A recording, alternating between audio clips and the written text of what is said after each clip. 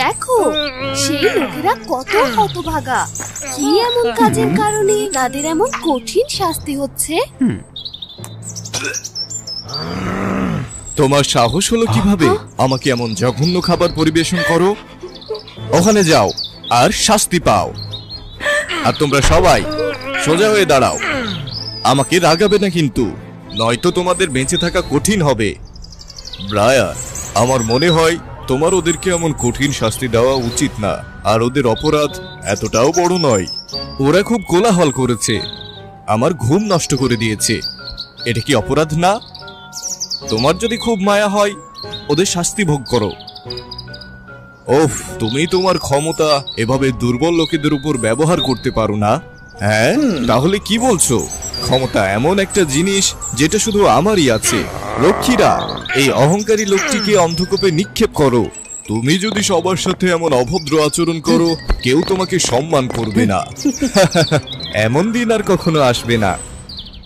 একদিন যখন শীত প্রায় চলেই এসেছে, প্রাসাদের আমোদে প্রমোদে একঘেয়ে হয়ে রাজকুমার ঠিক করলো পাশের জঙ্গলে নতুন কিছু খুঁজতে যাবে। হঠাৎ সে একটা ছোট্ট জিনিস দেখতে পেল যা নিচে দিয়ে যাচ্ছিল। ভালো করে তাকাতেই সে একটি ছোট্ট মেয়েকে দেখতে পেল। আরে, এটা কি দেখো, একটা ছোট্ট মেয়ে, এটা তো সুন্দর। আমাকে ছেড়ে দাও, আমি তোমাকে এর বিনিময় প্রদান করব। আমার সব কিছু আছে, আর এই মুহূর্তে আমার এই ছোট্ট খেলনাটাই লাগবে। আমি তোমাকে বিনোদনের জন্য নিয়ে যাব। তুমি খুব খারাপ, পরে কিন্তু আমাকে দোষ দিও না। মেয়েটি তার পকেট থেকে একটা ছোট্ট ওষুধ নিয়ে সরাসরি রাজকুমারের দিকে ছুঁড়ে মারলো। এটা তাকে আঘাত করলো আর খুব যন্ত্রণা দিল। যখন রাজকুমার চোখ খুললো, সে নিজেকে আবিষ্কার করলো একটা ছোট্ট মানুষে। আর ছোট মেয়েটিও জাদুর মাধ্যমে নিচে নেমে এলো।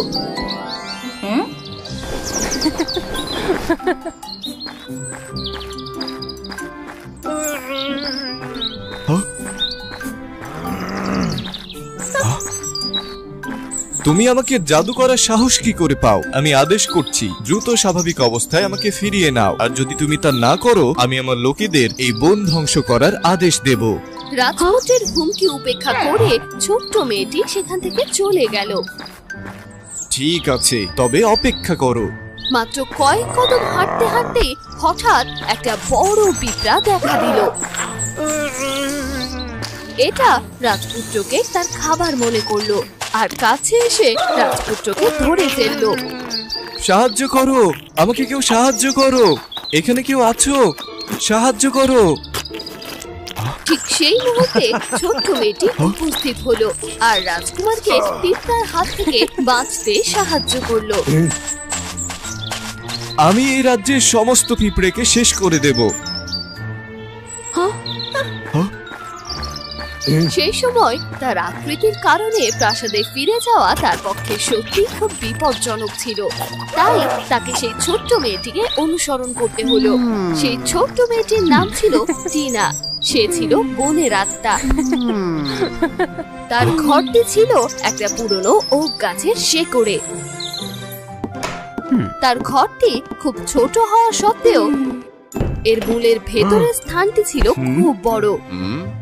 আমি তোমাকে আদেশ দিচ্ছি, আমাকে দ্রুত একজন সাধারণ মানুষে ফিরিয়ে নাও, নয়তো আমি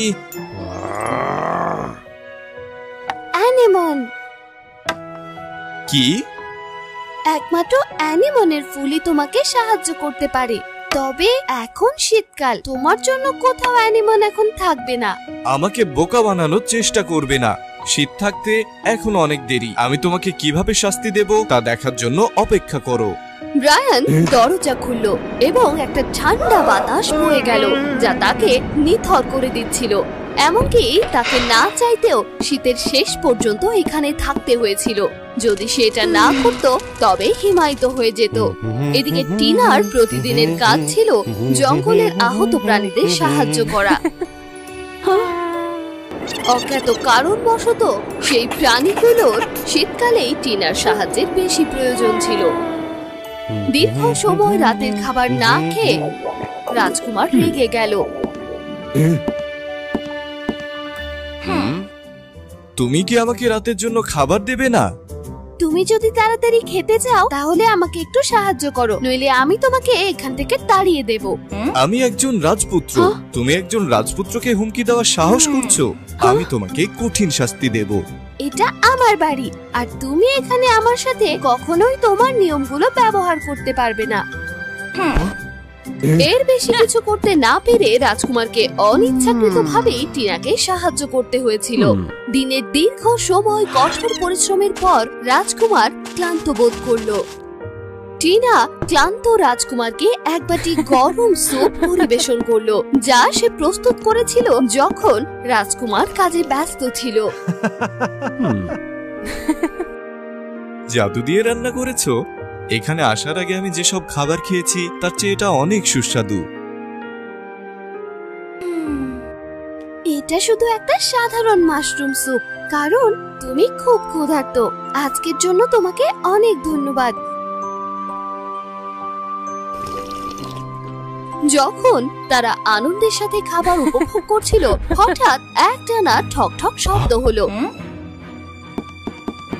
একটি আহত গবলিন টিনার সাহায্যের জন্য এসেছিল। আমি মনে করি তোমাকে তার সাহায্য করা উচিত নয়। গবলিনরা খুব ধূর্ত আর খারাপ হয়। কিন্তু তার সদয় প্রকৃতির কারণে টিনা চুপ থাকতে পারেনি এবং গবলিনকে উপেক্ষা করতে পারেনি। সে গবলিনকে নিরাময়ের সিদ্ধান্ত নিল। কয়েকদিন পর গবলিনের ক্ষত সম্পূর্ণরূপে ভালো হয়ে গেল এবং অপ্রত্যাশিতভাবে যেমনটা রাজপুত্রকে সতর্ক করেছিল, সে সুস্থ হওয়ার পর অবিলম্বে তাদের বিরুদ্ধে চলে যায়। সে এখান থেকে যেতে চায় না, এমনকি টিনাকেও বন্দি করে ফেলে। এখানে কত গরম খাবার আছে, আমি কেন বাইরে গিয়ে শীতের মধ্যে খাবার খুঁজবো? এখন তোমরা আমার বাধ্য হবে আর আমার সেবা করবে, নইলে শাস্তি পাবে। অন্যদের ক্ষতি করার জন্য তোমার ক্ষমতা ব্যবহার করবে না, নইলে আমি যখন স্বাভাবিক অবস্থায় যাব তোমাকে শাস্তি দেব। সত্যি সেদিন আর আসবে না। তাড়াতাড়ি আমার জন্য একটা গরম স্যুপের ব্যবস্থা করো।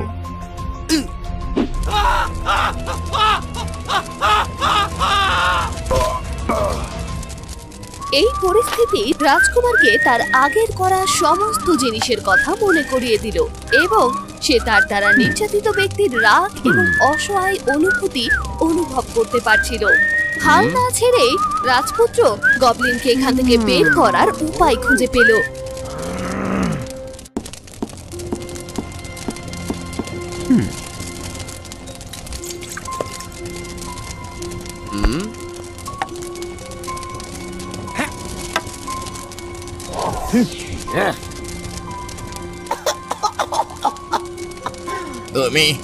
তুমি কি করছো? কাঠগুলো ভিজে গেছে, তাই এখন থেকে আমি যতবারই চুলা জ্বালাবো এতে প্রচুর ধোঁয়া হবে। তুমি যদি এটা সহ্য করতে না পারো এখান থেকে চলে যাও।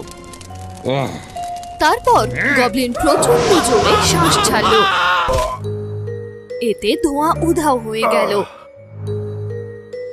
রাজকুমার গবলিনকে তাড়ানোর জন্য আরো অনেক উপায় পেয়েছিল।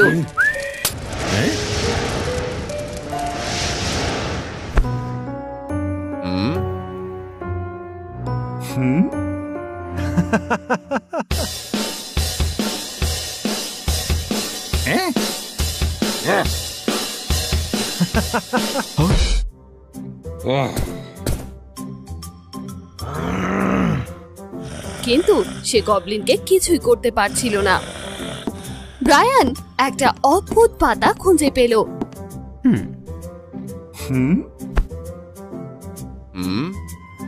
যখন গবলিন ঘুমিয়েছিল, সে টিনাকে জিজ্ঞেস করতে গেল, এটা শক্তিশালী অ্যানেস্থেসিয়ার একটি ঘাস, গবলিনের উপর এর খুব কমই প্রভাব পড়বে। আমরা ব্যবহার না করলে তো এটা জানবো না। কিন্তু সে সব সময় তোমাকে সব খাবার আগে চেখে দেখতে বাধ্য করে। সমস্যা নেই, আমি একটা উপায় বের করব। যথারীতি রাজকুমার কোনো সমস্যা ছাড়াই খাবার চেখে দেখলো। তারপর গবলিন দ্রুত সবকিছু খেয়ে ফেলতে লাগলো। এই সুযোগে রাজকুমার দ্রুত এক মুঠো পাউডার ব্যবহার করলো, যা স্যুপের পাত্রে দেওয়ার জন্য আগে থেকেই পিষে রেখেছিল। এটা না জেনে গবলিন পুরো স্যুপটা খাওয়ার পর সে তৎক্ষণাৎ পড়ে গেল।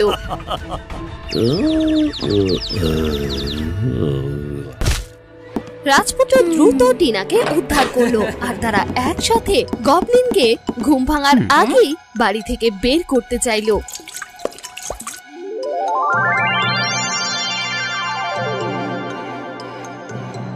হঠাৎ গবলিন জেগে উঠলো আর দুজনকে অনেক দূরে ছিটকে ফেললো।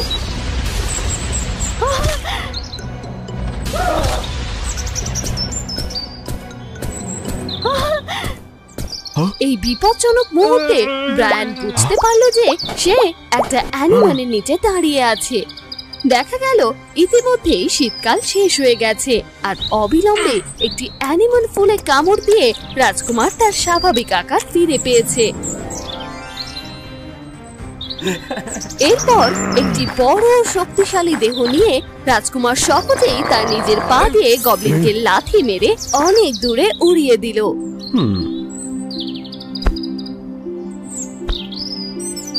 টিনা, টিনা।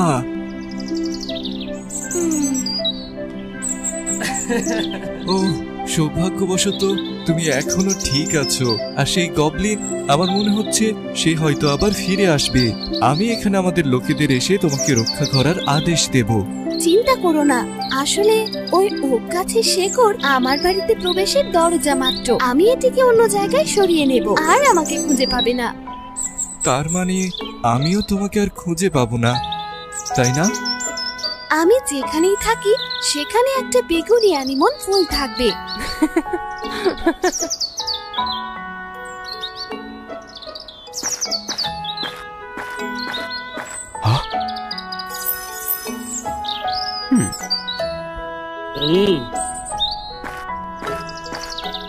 টিনার সাথে কাটানো দিনগুলোর পর রাজকুমার অনেক কিছু শিখেছিল। সেই মুহূর্ত থেকে সে আর অহংকারী ছিল না এবং অন্যদের ধমক দিত না।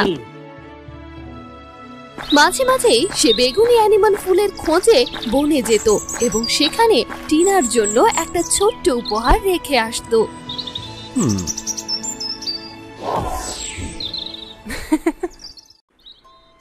এক সময় এক রাজ্যে 12 জন রাজকন্যা ছিল, যারা ছিল অত্যন্ত সুন্দরী। প্রত্যেকেরই অনন্য সৌন্দর্যতার সুনাম ছিল। রাজা রাজকন্যাদের শেখানোর ক্ষেত্রে খুব কঠোর ছিলেন। তার মতে মেয়েদের জন্য উপযুক্ত বিষয়গুলো তিনি তার মেয়েদের শিখতে বাধ্য করতেন, বিশেষত সুতার নকশা ও সেলাই। মেয়েরা, আজকের জন্য এই যথেষ্ট। তোমরা ঘরে যেয়ে সেলাই শেখো। মেয়েদেরকে এরকম জিনিস জানতে হবে। খাবার সময় ছাড়া রাজকন্যাদের তাদের ঘরে থাকতে হতো, তাদের কোথাও যেতে দেওয়া হতো না। মেয়েদের বিয়ের বয়স হতে শুরু করেছে। সবাই অনেক সুন্দরী। সময় হলে অগণিত রাজপুত্র আসবেন প্রস্তাব দিতে। রাজা বিশেষ করে নাচকে ঘৃণা করতেন, তাই তিনি কখনোই তার সন্তানদের নাচ শিখতে দেননি। কিন্তু এই কঠোরতা রাজকন্যাদের দম বন্ধ করে দিয়েছিল। তারা সর্বদা বাইরে যাওয়ার উপায় খুঁজত এবং তাদের শখ যেমন নাচ বা পেইন্টিং সম্পর্কে আরো জানার চেষ্টা করত। এটা কি? আমি কি নাচতে নিষেধ করিনি? বাবা, এই জুতা শুধু দুর্ঘটনাক্রমে ছিঁড়ে গেছে। আমরা সেলাই অনুশীলন করতে এগুলো ব্যবহার করি। প্রতি রাতে যখন রাজকন্যারা ঘুমাতে যেত তখন রাজা দরজা বন্ধ করে তালা দিতেন, কিন্তু পরের দিন সকালে রাজা সর্বদাই দেখতেন যে তাদের জুতা সব ছিঁড়ে গেছে এবং তিনি বুঝতে পারছিলেন না কি ঘটেছে। ওঠো সবাই, এসব জুতার কি হয়েছে বলো। তোমরা কি আমাকে লুকিয়ে নাচতে গেছিলে? বাবা, তুমি তো প্রতি রাতে দরজায় তালা লাগিয়ে দাও। আমরা কিভাবে বের হব? অনেকদিন ব্যবহারের কারণে সেগুলো ছিঁড়ে গেছে আর আমরা সেগুলো ঠিক করতে পারিনি। রাজা সাহায্যের জন্য রাজ্যে বার্তা ছড়িয়ে দিলেন। আরে দেখো দেখো, রাতে রাজকন্যারা কোথায় নাচছে তা যদি খুঁজে পেতাম আমার বিশেষ কিছু হতে পারত। কথা হলো, আপনি কি নিশ্চিত 3 দিনে এটি করতে পারবেন? না হলে কিন্তু শাস্তি পেতে হবে। প্রতিবেশী অঞ্চল থেকে অনেক অভিজাত রাজপুত্ররা চ্যালেঞ্জ নিয়ে এসেছিল, কিন্তু তাদের কেউই সফল হয়নি। সবাইকে তাদের নিজেদের শাস্তি পেতে হলো। নোলান নামে এক ব্যক্তি তার সহৃদয়তার জন্য সুপরিচিত ছিল। দরিদ্র অবস্থা সত্ত্বেও সে সর্বদাই যে কোনো সময় মানুষকে সাহায্য করত। রাজধানী থেকে খবর শুনে সেও যোগ দিতে চাইল। ও, একটা চ্যালেঞ্জ, আমি এটা করতে চাই, যাওয়া যাক। পথে সে এক বৃদ্ধ মহিলাকে বিপদে পড়তে দেখল। ডাকাতরা তাকে ঘিরে ছিল। একজন প্রাক্তন সৈনিক হবার কারণে অবিলম্বে দস্যুদের সাথে লড়াই করে সে বৃদ্ধাকে বাঁচালো। ম্যাডাম ঠিক আছেন? আপনি নিশ্চয়ই ক্ষুধার্ত। এখানে একটা রুটি আছে, আপনি রেখে দিন। অনেক ধন্যবাদ বাবা, আমার দেবার মতো যে কিছুই নেই। ওহ, তার দরকার নেই, আমি ক্ষুধার্ত নই। আচ্ছা, তুমি কোথায় যাচ্ছ বাবা? আমি রাজার চ্যালেঞ্জ নিতে যাচ্ছি। চোখের পলকে বৃদ্ধা পরীতে পরিণত হলো। দেখা গেল যে পরীক্ষা করার জন্য এই সমস্ত কিছু পরীর পরিকল্পনা ছিল, এবং নোলানই একমাত্র ব্যক্তি যে বৃদ্ধ মহিলাকে সাহায্য করার সাহস করেছিল। যুবক, তুমি একমাত্র যে আমার চ্যালেঞ্জটিতে সফল হয়েছ। তোমার উদারতার ধন্যবাদ স্বরূপ আমি তোমাকে একটি জিনিস দেব। এই অদৃশ্যতার চাদরটি তোমার পুরস্কার। সাবধান, অবশ্যই তুমি যেভাবে এটি ব্যবহার করবে তা তোমার ভবিষ্যৎ নির্ধারণ করবে। একটা কথা মনে রেখো, যদি রাজার চ্যালেঞ্জটি পাশ করতে চাও তবে রাজকন্যার দেওয়া কোনো জিনিস নেওয়া যাবে না। অদৃশ্য পোশাক নিয়ে নোলান সেই জায়গাটি খুঁজে পাওয়ার বিষয়ে আরো আত্মবিশ্বাসী হয়ে উঠল। সে রাজার কাছে পৌঁছালে তাকে রাজকন্যাদের ঘরের পাশের একটি ঘরে থাকতে দেওয়া হলো। এই রাজকুমারীরা খুব অহংকারী ছিল। কনিষ্ঠতম রাজকুমারী ছাড়া কেউ নোলানকে কিছু জিজ্ঞাসা করেনি। সেই একমাত্র নোলানের সাথে কথা বলতে আসলো। হ্যালো। হাই রাজকুমারী। নোলান দেখল সর্বকনিষ্ঠ রাজকন্যা খুব মিশুক। ধীরে ধীরে রাজকন্যার প্রতি তার ভালো লাগা তৈরি হয়। ছোট রাজকুমারী এতটা অতিথিপরায়ণ। দিনের বেলায় ছোট রাজকুমারী প্রায়ই কথা বলতে নোলানের কাছে যেত। তার মনে হলো ছোট রাজকন্যা খুব সুরক্ষিত ছিল, কারণ বাইরের জগতের অনেক কিছুই সে জানে না। নোলানের গল্প সত্যিই তাকে আকৃষ্ট করেছিল। যেহেতু তার জন্য ভালো লাগার অনুভূতি ছিল এবং তেমন সতর্ক ছিল না, নোলান প্রথম 2 দিন কিছুই খুঁজে পায়নি। প্রতি রাতে ঘুমের আগে ছোট রাজকুমারী সর্বদা নোলানের জন্য একটি পানীয় নিয়ে আসতেন। তিনি আসলে সেই পানীয়তে ঘুমের ওষুধ মিশিয়ে দিতেন। নোলানের সংস্পর্শে অল্প সময়ে ছোট রাজকুমারী ধীরে ধীরে নোলানের ভালো স্বভাব বুঝতে পারলেন। নোলান এতটাও খারাপ না, অর্থের লোভ বা স্বার্থ তার নেই। তৃতীয় দিন সকালে রাজা নোলানের কাছে এলো। নোলান, কিছু পেলে কি? মনে রাখবে, আজই শেষ দিন। যদি কোনো খবর না থাকে তাহলে তোমাকে মৃত্যুদণ্ড দেওয়া হবে। আমার সময় নষ্ট করবে না।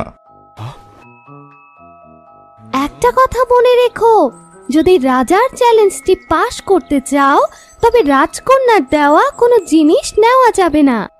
সেই রাতে সর্বকনিষ্ঠ রাজকুমারী আবার নোলানের জন্য পানীয় নিয়ে এলো।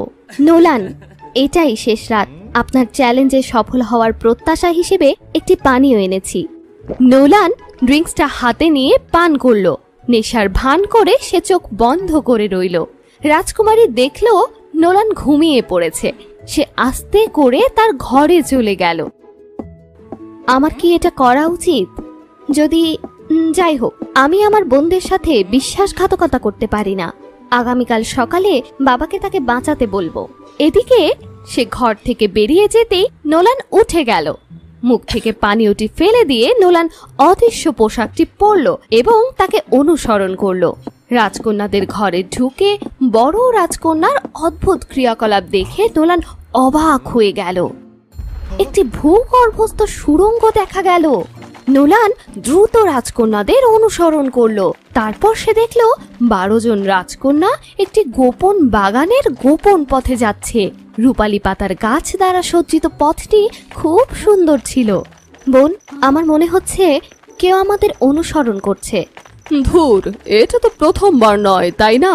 কে আমাদের খুঁজে বের করবে? তুমি কি নোলান নামের ওই লোকটির কথা ভাবছো নাকি? কিছুক্ষণ অনুসরণ করে নোলান একটি চমৎকার বাগানে এলো।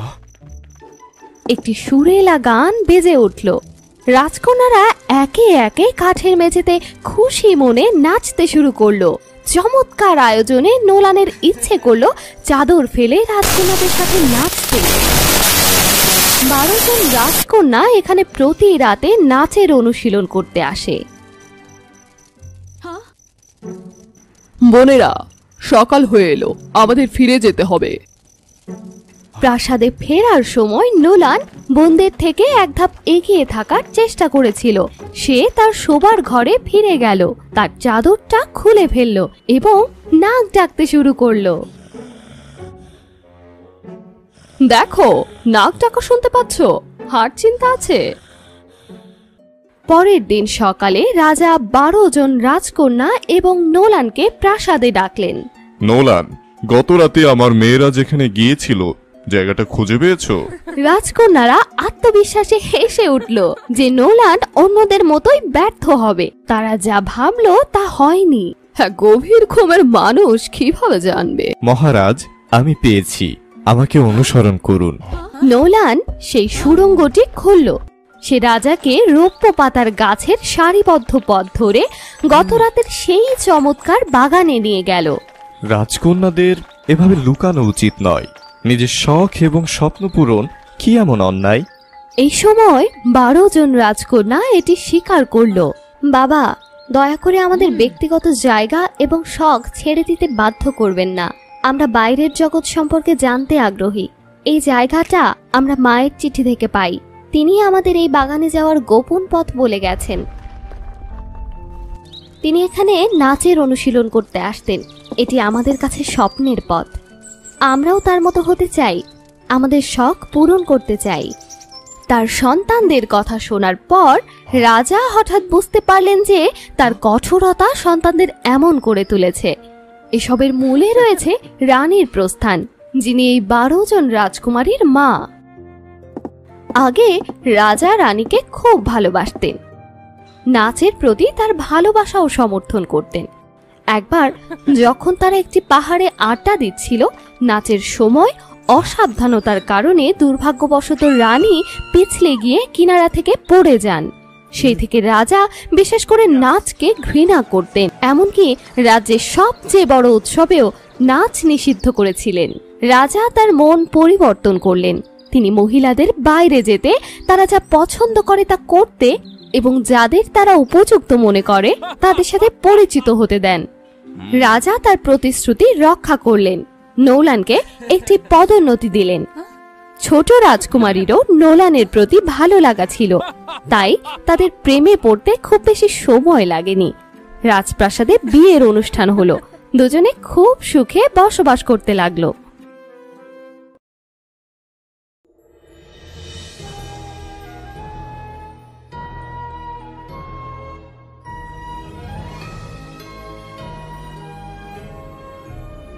Wow, fairy tales.